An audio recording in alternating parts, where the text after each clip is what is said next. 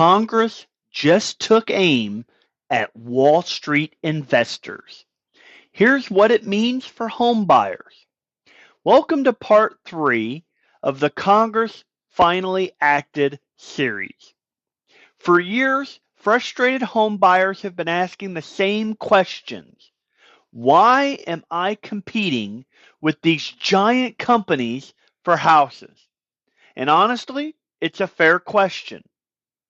Many buyers have watched homes hit the market only to hear stories about cash offers, institutional investors, hedge funds, private equity companies, and large corporations buying single-family homes. Some people believe Wall Street has become one of the biggest reasons that housing has become less affordable. Others argue investors are being unfairly blamed for a much larger housing shortage problem. Well, now Congress has stepped into the conversation. One of the most talked about sections of the newly passed housing legislation focuses on institutional ownership of single-family homes. And today, we're going to discuss why investors have become controversial, what Congress is trying to do here, whether it will actually help buyers, and what this could mean here in Kentucky. Because this issue has become one of the most emotional debates in housing today. Hey everyone, this is David Hittle, your Kentucky real estate specialist and member of Shop Kentucky Homes LLC with United Real Estate Louisville. On my channel, we talk about real estate, we talk about housing market updates, talk about those buying and selling strategies, and actually talk about what's actually happening in today's housing market. So if you enjoy an honest housing discussion without political drama, please make sure you hit that subscribe button in the lower right-hand corner. I made it easy for you. So why buyers are frustrated? Let's start with why this issue became such a big deal. Well, during the housing boom, many buyers found themselves competing against investors. And these weren't always mom and pop landlords. Many were large companies with significant cash reserves. From a buyer's perspective, that can feel impossible. Imagine you're trying to purchase your first home. You've spent months or even years saving for a down payment. You've gotten pre-approved. You are excited, and then a cash offer appears. They didn't have a financing contingency, no appraisal contingency, and they closed quick. It is easy to see why buyers became frustrated with this. Many people began feeling like they weren't just competing against other families anymore. They were competing against corporations. But how big of a problem is this really?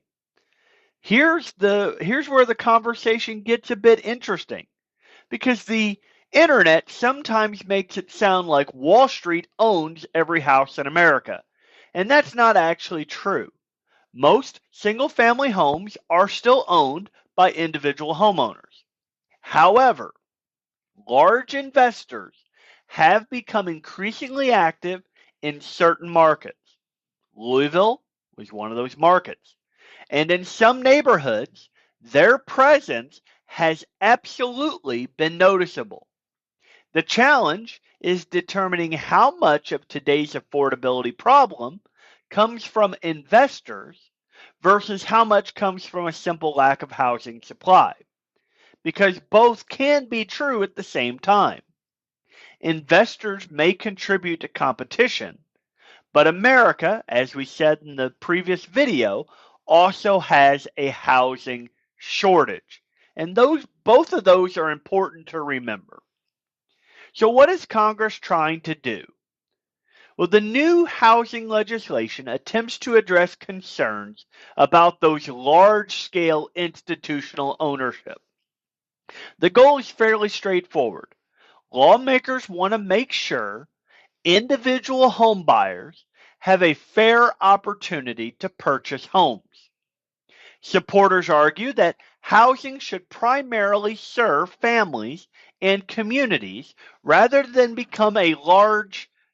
Critics argue that investors are being blamed for problems that are actually caused by insufficient housing construction.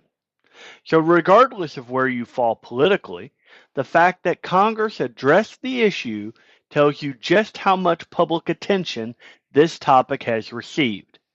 Housing affordability has become a major national concern, and institutional ownership has become part of that conversation.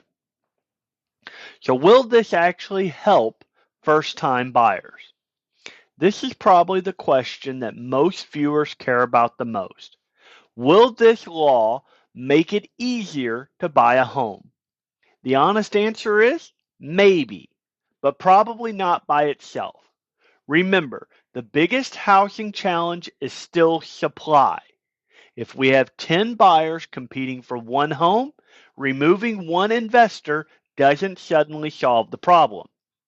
But if institutional investor activity decreases while housing supply increases, those combined effects could create a more favorable environment for buyers. And that's really what lawmakers appear to be targeting, a more balanced marketplace. So what could happen next? Well, there are a few possible outcomes for what happens next. Scenario 1, the legislation successfully reduces investor activity and creates more opportunities for owner-occupants.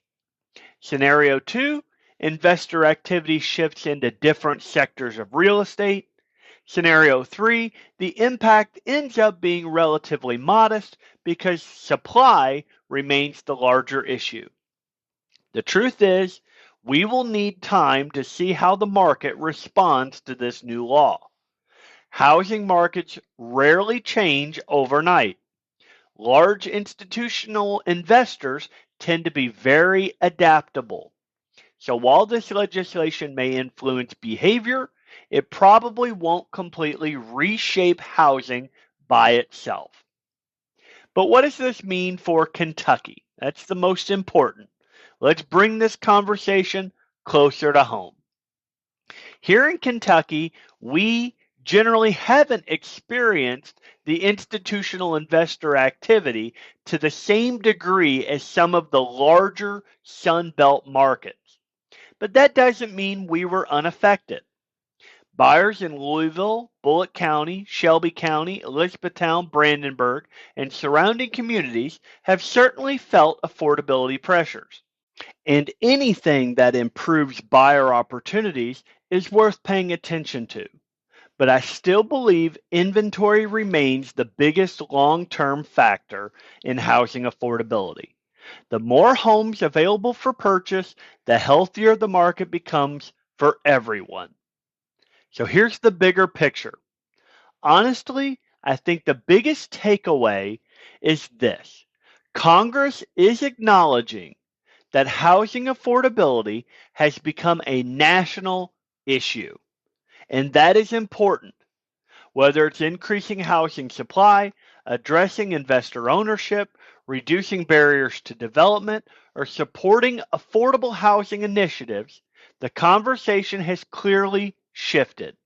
Housing is now front and center in public policy discussions. And that's something we haven't seen at this level in quite some time. So did Congress just solve the housing affordability crisis? No. Housing is too complicated for a single piece of legislation to solve everything. But lawmakers are clearly trying to address some of the factors that buyers have been complaining about for years. Whether this specific provision has a major impact remains to be seen. But one thing is certain, the housing conversation is changing. And that is something that every buyer, every seller, every investor, and every homeowner should be watching closely.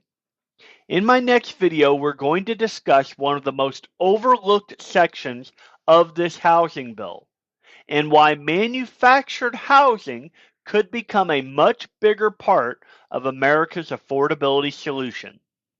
So if you are thinking about buying or selling anywhere around Louisville or throughout Kentucky, I would love the opportunity to help you. This is David Hittle, your Kentucky real estate specialist, member of Shop Kentucky Home LLC with United Real Estate Louisville, and I hope to see you in my next video.